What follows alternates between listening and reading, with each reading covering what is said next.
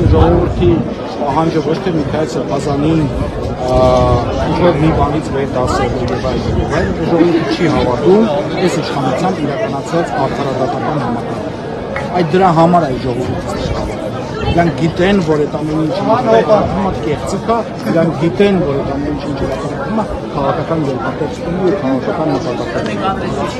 Այսինքն մենք այս պահին կարող ենք արձանագրել, որ իրավապահ մարմինը եւս, եթե 1.5 տարի վերածան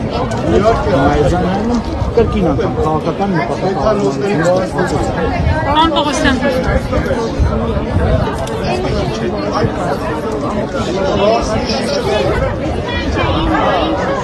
Ես կարծում եմ ժողովրդի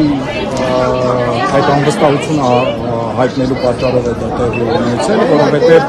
առավոտյան ես մոտավորապես 9:10-ից ստեղ եմ գտնվում, մենք չենք կարողանում սկզբից որևէ իրավապահ գտնենք, որի հետ զրուցենք, հասկանանք ինչու են հարցրել Միքայել Սրբազանին։ Հետագայում ուժերը արդեն կենտրոնացան, ես հանդիպեցի Միքայել Սրբազանի հետ եւ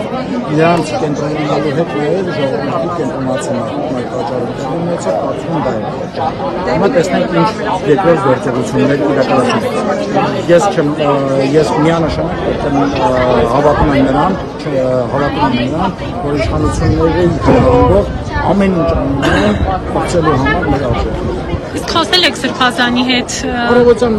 Առավոտյան զբոսանք ենք ունեցել, ցերեկը երբ որ փորձում ենք ինքը գնալ դեպի մեքենան մենք իրար հետ ենք եղել, այդ ժամանակ զրույց էր։ Այսինքն դիպոշնորը